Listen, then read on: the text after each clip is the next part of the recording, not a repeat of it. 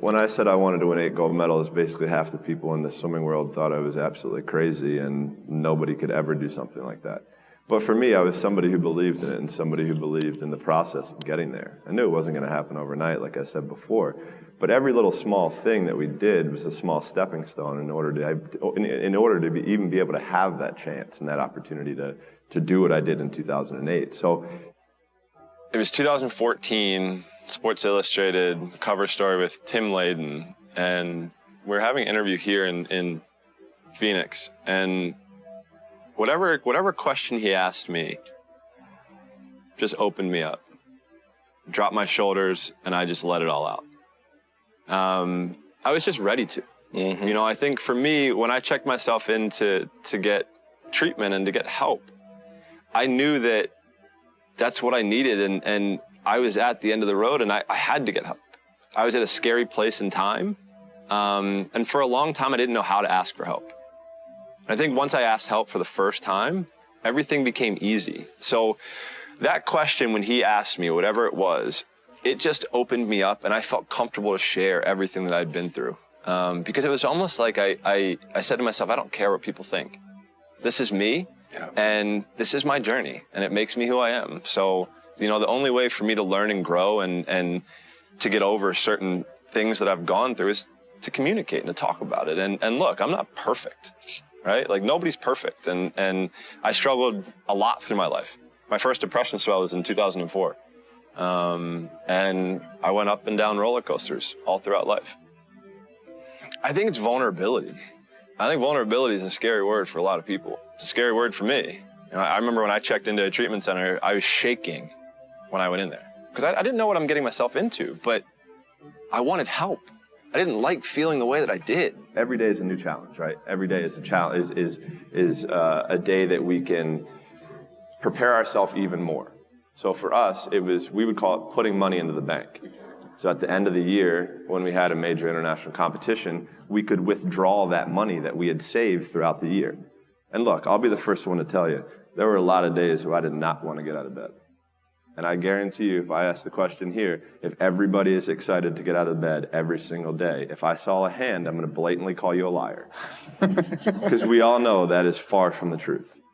But if you have those little small goals, those little small things that get you excited when you don't want to, it's going to make it even better and even easier at the end when you're getting ready for a presentation or the end of the year or this or that, whatever event you're leading up to. It's going to make it so much easier. And I think if you look at the greats in anything that, in any walk of life, the greats do things when they don't always want to. And that's the separation. For me, that's what I've found. So, you know, when I say from 2002 to 2008 was basically trial and error. So for me, in 2002, that's really when I started amping up my event schedule, where I was swimming 4 to 5 individual events and having a couple relays at Pan Pacs, World Championships, major international competitions throughout that time frame. Because at that time, at the Olympic Games, that's where I think the real truth comes out. Because I think there are a lot of people who are very talented who can make it there. There are very few people who can deal with the pressure and the stress that happens when we're there. So that's why I say we had to make sure that we were physically, emotionally, and mentally ready, because I had to be ready to be able to kind of manage my emotions through that week. Yeah, winning a gold medal is absolutely incredible. There's nothing better than standing on the podium listening to your national anthem play after you had just won a gold medal. But for me, I'm somebody who I knew that I had 7 other events after the first day. So I have to throw that in the back of my head. I got to throw that race out. Even though if I, even like in 08, I broke a world record, won my first gold medal. Like, I was like, cool, like things are starting really well. So I have to put that behind me to then get ready for the next race. And on top of that, I have to make sure I'm eating the right amount, I'm sleeping the right amount, my body is as fresh as I can possibly be. So that means sitting in an ice tank, getting massages, getting stretched, all of these small things that end up adding up to the major end result. And because I can sure as hell tell you that there were days where I hated my coach. There were days where we got in fights, we got in arguments, we couldn't stand what we were doing. I would do things purposely to piss him off, but that's a different story.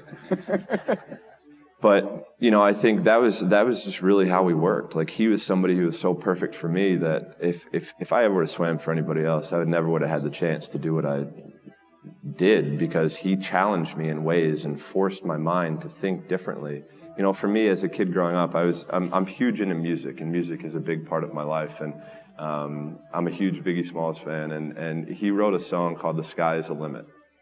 And as a kid growing up, I believed that. I believed that whatever I put my mind to, and if I was willing to make sacrifices and I was dedicated, that I could achieve absolutely anything. I still do.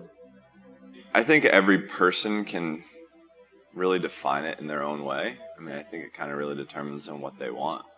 At the start of it, for me, when I started this whole journey, it was with a goal of breaking a world record, winning an Olympic gold medal, becoming a professional athlete. Those were the goals that I had as a little kid. So for me, that was what excellence was. And once I was able to get there, I had to redefine what excellence was. And that's basically what I did my whole life. So for me, I guess it was kind of goals, because goals were something that played such a huge part in my everyday life. From the moment I woke up until the moment I got into bed, they were somewhere where I could see them every single moment when I was in my home. That's what really got me out of bed. That's what helped me on days where I was struggling. So I think goals are what really drove me and what made me try to become as excellent as I possibly could. So I came back from the 2000 Olympic Games as a 15-year-old, and after the Olympics is usually when people take time off, where they take a break, they relax for 3 to 6 months, and then they get back into it. For me, I was into it the next day after the final of the 200 fly. I was 5th place. I was 3/10 out of a medal. I was upset. So I used that as motivation leading into the next year. And the very first day that we had a practice, my coach put WR on the top right-hand corner of the paper. WR meant world record. I was a 15-year-old kid. I was like, oh, yeah, I know what this is, but why is this? What's this doing here? Like, why are you putting this in the upper right-hand corner? He's like, we're going to break a world record in 6 months. Sure enough, 6 months later, I break my first world record. So I'm like, okay, like this is starting to get really cool, like starting to get fun. And by this point, every world record I broke, I got to buy something. That was my deal.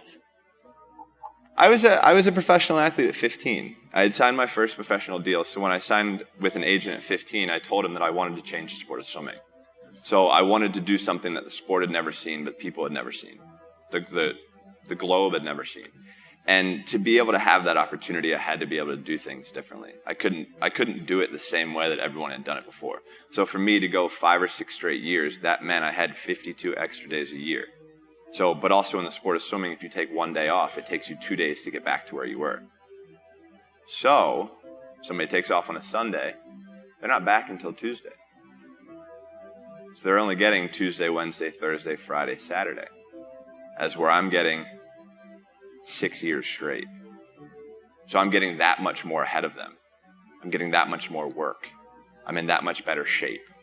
And that's what I had to do.